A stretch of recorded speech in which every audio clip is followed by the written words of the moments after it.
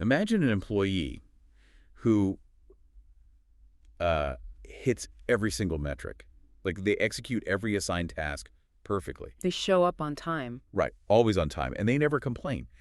I mean, on paper, they are the ideal worker. The absolute dream employee. Exactly. Yeah. And yet this exact person might be the primary reason your organization is, slowly failing from the inside out. Yeah, it sounds totally counterintuitive. It really does. Yeah. But welcome to today's deep dive. We are looking at the hidden crisis of what we're calling the compliant ghost. It's a great term for it. Because we usually think of professional burnout as this, spectacular explosion, right? Someone screaming, throwing their hands up, and storming out the door. Or sending that highly aggressive company-wide email before they quit. Oh, yeah, the bridge burner email. But our source material today reveals a much quieter and honestly far more insidious problem. We were exploring a really comprehensive academic article by Dr. Jonathan H. Westover. Right. The psychological architecture of teacher engagement. That's the one. Yeah. And it's just fascinating. It really is a remarkable piece of research because it forces us to look past those surface-level metrics. Attendance, compliance, the stuff we always measure. Right. Dr. Westover investigates why some educators fundamentally thrive, while others just hollowly survive. And he specifically looks at the high-stakes, highly pressurized environment of private primary education. So the mission for our deep dive today is to really decode the actual underlying psychological drivers of professional commitment. Which is so much deeper than just getting a paycheck. 100%. We're going to map out the startling relationship between your well-being, your environment, and this concept called work ethic. And we'll look at how a few, frankly, radical schools are completely redesigning the concept of the workplace to save their educators. Okay, let's unpack this. Because having a teacher simply show up and recite a lesson plan, that is no longer the standard for success. We are dealing with these compliant ghosts. Yeah, the crisis Dr. Westover identifies is characterized by educators who are technically, and I mean strictly, technically fulfilling all their administrative duties. Ticking all the boxes. Exactly. They submit their meticulously formatted lesson plans, they grade the tests on time, they monitor the hallways. But they exhibit absolutely zero emotional investment in the outcome. None. They are physically present, but psychologically completely absent. And this deeply damages instructional effectiveness. Because the kids can tell, right? Oh, kids are incredibly perceptive. More crucially, it fractures the fundamental student-teacher relationship. To understand the mechanics of why this happens, the text breaks down true, authentic work engagement into 3 interrelated dimensions. Okay, let's hear them. Well, first, we have to separate engagement from mere compliance. The first dimension is vigor. And vigor sounds like, something you get from a triple shot of espresso. Right, like you're just bouncing off the wall. Yeah. But the text takes it much deeper than just physical energy, doesn't it? It does. Vigor is actually about high levels of mental and emotional resilience. It is the psychological elasticity required to bounce back. Elasticity. I like that. Think about it. If you are teaching an elementary school class, your carefully planned lesson might be entirely derailed by a fire alarm. Or a student having a massive meltdown. Exactly. Or just the sheer chaotic energy of 25 children on a rainy day when they can't go outside for recess. Oh man, rainy day recess is the worst. It's pure survival mode. So vigor is the cognitive capacity to absorb that disruption, regulate your own frustration, and immediately pivot the energy of the room back to learning. Which brings us to the second dimension, dedication. Because, if you're going to constantly bounce back from that kind of chaos, you need a profound reason to do it. I really do.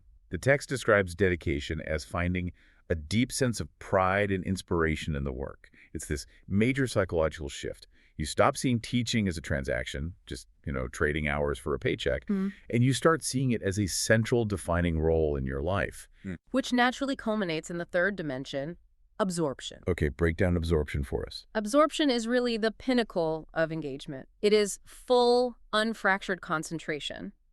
Psychologists actually often refer to this as a flow state. Oh, like when an athlete is just completely in the zone? Exactly like that. The text highlights a phenomenon called temporal distortion, which literally means losing track of time during a lesson. Wow. When a teacher is fully absorbed, they are not just reading off a script. They are hyper-tuned to the subtle micro-expressions of their students. Right, like they notice when a kid in the back row just slightly furrows their brow in confusion. Yes. And they seamlessly adjust their explanation in real time without even missing a beat. That level of presence requires massive cognitive bandwidth. But before we get to how you build that bandwidth, we need to clarify a massive misconception here. Oh, this is so important. People constantly conflate being engaged with just being happy at work. They really do. The text makes a hard line here. Work engagement is not job satisfaction, and it is not organizational commitment. That distinction is paramount. Yeah. Because job satisfaction is just about how much you like your environment. You can love your school's healthcare benefits, the generous vacation A time. really nice espresso machine in the break room. Exactly, the friendly colleagues. And organizational commitment just means you are fiercely loyal to the brand of the school. You never want to work anywhere else. Right. But here's the kicker.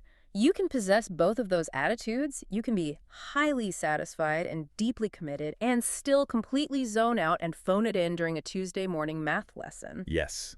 I think of it like, it's like the difference between a roommate who pays rent on time and dutifully does their assigned chores. Which is great, by the way. It's great, but that's just compliance and commitment. Versus a roommate who actually makes the apartment feel like a warm, inviting home. I love that analogy. Paying the rent is compliance. Making it a home requires vigor, dedication, and absorption. And for decades, it feels like management has just been measuring the rent, completely ignoring the home. What's fascinating here is how this dynamic fractures further through a concept called domain specificity. Domain specificity. Okay, what does that mean in practice? Well, human psychology isn't a single switch that you just flip to engaged or disengaged for your entire 8-hour shift. Engagement is highly contextual. Oh, I see. A teacher might display incredible vigor and absorption when they are directly interacting with a student who is finally understanding a complex science concept. But that exact same teacher might become practically catatonic when tasked with pastoral care duties. Wait, just to make sure we're on the same page and listeners are tracking this, pastoral care isn't about teaching academics, right? Oh, right. We're talking about the emotional mentoring, like navigating a student's anxiety attack, mediating a conflict between two kids, or dealing with intense family dynamics. That is correct. Pastoral care is heavy, heavy emotional labor. And when you layer in the private school context that Dr. Westover focuses on, that emotional labor multiplies exponentially. Because it's a totally different ecosystem than public school. Completely different. Unlike public schools with standardized civil service protections and guaranteed funding, private schools operate in a hyper-competitive market. Right, they have to attract tuition-paying parents. Exactly. So teachers are subtly, or sometimes overtly, expected to manage parent satisfaction. They have to act as informal marketers and constantly promote the institution's brand. And those specific domains can rapidly drain a teacher's vigor, leaving basically nothing left in the tank for the actual classroom instruction. Precisely. Well, here's where it gets really interesting. If true engagement is this fragile, deep internal state of vigor, dedication, and absorption, we have to figure out where it actually comes from. And this is Dr. Westover's central paradigm-shifting finding. It completely upends how we usually think about motivating human beings. Because the conventional wisdom is that if you want a more engaged employee, you manipulate the external organizational factors. Carrots and sticks. Right. You pay them a bonus, you offer a promotion, you give them a better parking spot. And the research data dismantles that assumption entirely.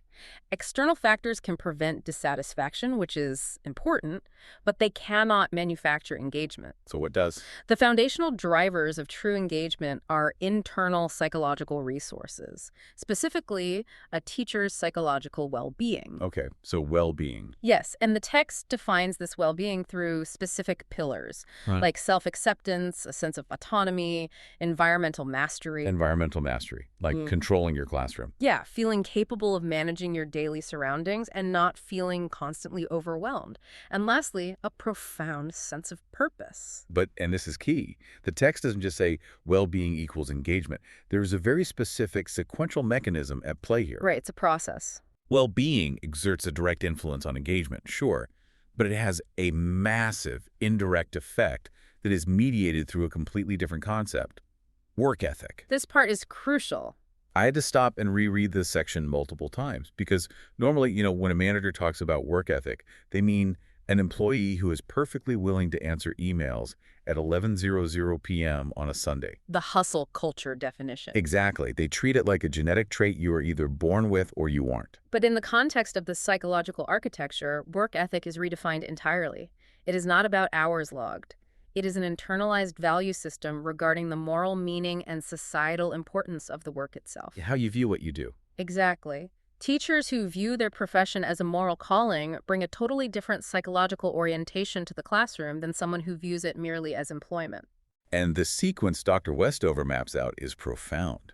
An environment that protects psychological well-being naturally constructs this internalized work ethic. And it is that deeply held work ethic that ultimately generates the vigor, dedication, and absorption. Yes, work ethic is a byproduct of well-being, not a prerequisite. Wait, I need to play devil's advocate here for a second. Go for it. Because if we say that engagement is driven by internal psychological resources and finding your own work ethic, isn't this the ultimate get-out-of-jail-free card for terrible management? Oh, I see where you're going with this. Right. Like, Yeah. can't a school with abysmal pay, incredibly toxic leadership, and an impossible 60-hour work week just tell their burned-out teachers to, I don't know, meditate, do some yoga, Yeah. and find your internal work ethic? That is such a valid concern. This raises a really important question, and it addresses the very danger of misinterpreting the data. Because that sounds like a nightmare. It would be, but the text explicitly warns against using psychological resilience to mask structural abuse. It does not let organizations off the hook. Okay, good. It argues the exact opposite, actually. You cannot mandate well-being or demand a strong work ethic if the environment is actively hostile to human psychology. You can't just yoga your way out of a toxic workplace. Exactly. Building and protecting that internal foundation requires intense, uncompromising structural support from the organization. So it's not about giving people a mindfulness app. It's about eliminating the structural stressors that make them lose their minds in the first place. Perfectly said. Which transitions us beautifully from all this psychological theory into the concrete, radical ways real-world schools are actually redesigning their environments to protect that foundation. Yes, let's look at the practical applications. Rather than looking at a dozen different little attempts, let's focus on how a few specific schools practically rewired the psychological architecture of their staff. Let's start with Oakwood Elementary in Ireland. Oakwood is a brilliant example. It's a masterclass in addressing the structural reality of cognitive load. They recognized that their teachers were depleted, but rather than offering empty wellness seminars, Or like a pizza party. right, no pizza parties, they conducted rigorous, unforgiving time audits, and they discovered their staff was working 56-hour weeks during the term, largely bogged down by administrative compliance. 56 hours. That's insane. It is. So the leadership's response was surgical. They ruthlessly cut documentation requirements by 40%. 40% just gone. Just gone. They looked at every single recurring meeting, cut the scheduled time in half, and substituted asynchronous written communication wherever possible. They essentially did a Marie Kondo sweep of the entire operational handbook. That's a great way to put it. They literally held up every form, every weekly meeting, and asked, does this spark actual educational value? And if the answer was no, they threw it in the trash. Which takes immense courage, by the way, because institutions are terrified of shedding bureaucracy. Oh, they cling to it like a safety blanket. Yeah. But if we connect this to the mechanism we just discussed, cutting paperwork directly fuels absorption. Well, if a teacher's brain is secretly stressing about a 10-page compliance form that's due at 3:00 p.m., their cognitive RAM is full. They physically cannot achieve that temporal distortion or flow state during a 1:00 p.m. math lesson. That makes perfect sense. The structural fix directly liberates the psychological bandwidth. Exactly. We see a similar structural commitment to well-being at Bright Horizons Academy in Singapore, but they tackled the emotional labor side of the equation. The pastoral care stuff we talked about. Right. Recognizing the immense strain of pastoral care, they partnered with independent external counselors to provide therapy for the staff. External. Yes, the critical words there are independent and external. It was completely confidential and entirely free.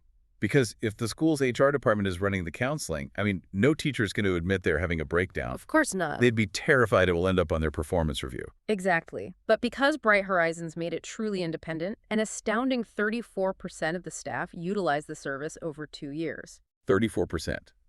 Over a third of the workforce raised their hand and said, I need help processing this emotional load.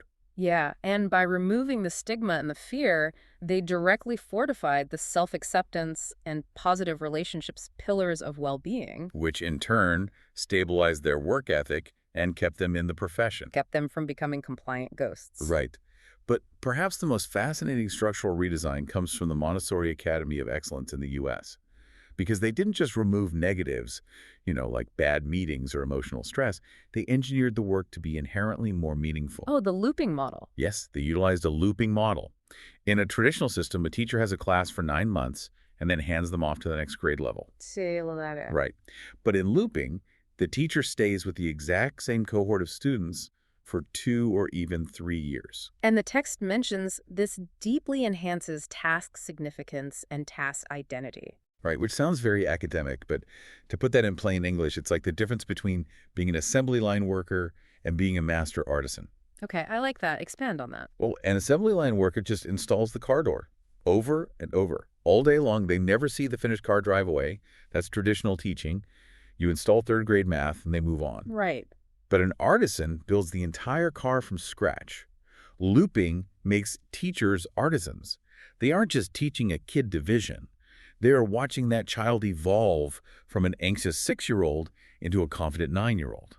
They see the whole puzzle. If we connect this to the bigger picture and look at how that impacts the psychological architecture, task identity is the ultimate fuel for the dedication dimension of engagement. Because you're so invested. Completely. When you can literally witness the long-term, holistic developmental impact you are having on a human life, the work transcends being a job. It solidifies that moral calling. But, and this is big, but redesigning a schedule, cutting paperwork, implementing looping, these still feel like really brilliant top-down mandates. They are. How do you prevent the slow, inevitable creep of bureaucracy from just piling back up over a 30-year career?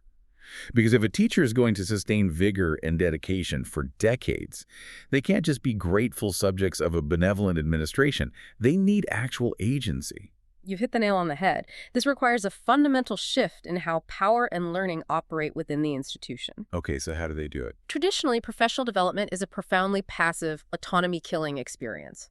Teachers sit in a cafeteria while an outside expert talks at them about a new mandate they are expected to flawlessly execute. Usually while eating a stale bagel. Exactly. To counter this, schools like Meadowbrook Elementary in Australia shifted entirely to active agency. They invested in weekly, 90-minute professional learning communities, or PLCs, driven entirely by formative assessment data. Okay, let's clarify formative assessment data really quickly for anyone who isn't a teacher. Sure. A typical final exam is a summative assessment. It's an autopsy. It tells you the student failed after it's too late to fix it. Right, the learning period is over. But formative assessment is like checking the patient's vitals while they're still on the operating table. It's a real-time check-in, like a quick quiz on a Tuesday, that tells a teacher exactly who didn't understand fractions before they move on to the next chapter. Precisely. And by giving teachers 90 minutes of protected time every single week to sit together, analyze those real-time vitals, and collaboratively design new instructional strategies, you fundamentally alter their professional identity. They are in a driver's seat. Yes, they are no longer passive consumers of top-down mandates. They become active knowledge generators. This intensely targets the environmental mastery pillar of well-being. They feel competent, capable, and in control of their craft. But giving teachers that much control requires a radical amount of trust from leadership. It does. It requires leaders to let go of their ego. And the most mind-blowing example of this in the text is Learning Elementary in Japan.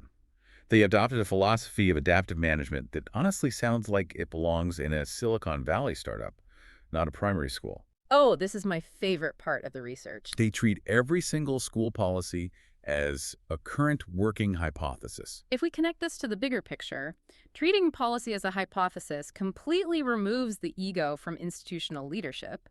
It acknowledges the inherent uncertainty in complex human systems like a school. Yeah, they stopped treating school policies like sacred laws carved in stone and started treating them like software updates. Exactly. The rules are always in beta. Right. If a new bell schedule or a new recess policy isn't working, it's not viewed as a failure of leadership or a failure of the staff to just comply harder. It just means the users found a bug. Yes. The hypothesis was disproved by the evidence, and it's time to code a new patch. It creates an incredibly resilient culture of collective learning. When a teacher knows that a frustrating policy can be challenged with data and changed without stigma, their autonomy is completely validated. The system listens to them. Exactly. The structural environment is actively responding to their professional feedback.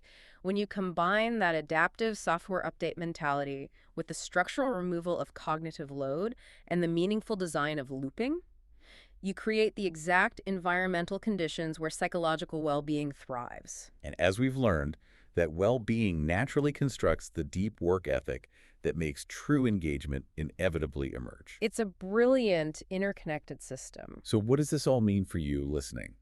We have spent this deep dive really dismantling the idea that engagement is a commodity you can buy with a retention bonus or enforce with a strict performance review. You can't force it. You just can't. It is a highly fragile, incredibly powerful psychological state.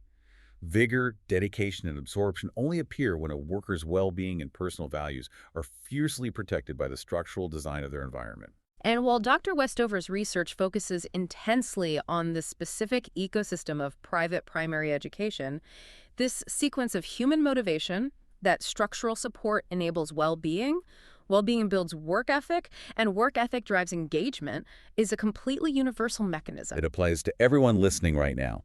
Whether you are a teacher navigating a chaotic classroom, a manager in a tech firm dealing with endless Zoom fatigue, A nurse in a crowded ward. or just someone trying to understand the root cause of your own Sunday night dread. We all need the resilience of vigor. We all need the deep pride of dedication. And we all crave that flow state of absorption. Absolutely. And we simply cannot get there if our own psychological architecture is being structurally crushed by the systems we work within. You can't just mandate a beautiful home if you are only willing to measure the rent. That's the bottom line. As we wrap up today, I want you to think about that brilliant software update concept from Learning Elementary in Japan. Look at your own workplace, your own daily routines, or even your own personal life. What permanent rule, what exhausting expectation, or what unquestioned checklist for a good job is actually just an outdated, buggy hypothesis desperately waiting to be disproved by you? That is something to mull over. Thanks for joining us on this deep dive.